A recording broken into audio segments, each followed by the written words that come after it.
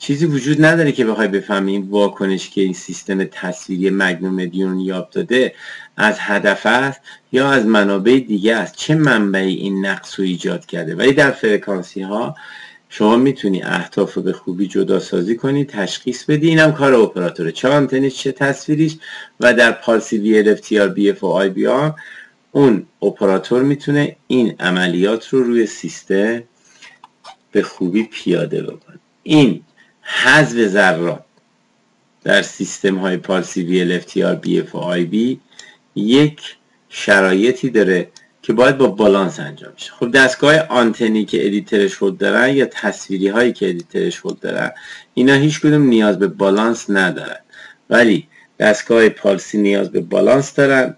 بعضی از مگنوم تسلا یونیابا یا سیستم هایی که آنتنی مغناطیسی، اینا هم به بالانس زمینی نیاز دارن. وقتی بحث بالانس زمینی پیش میاد، توانایی سیستم برای تشخیص تو زمین های آلوده سخت و عمق زیاد از بین میره.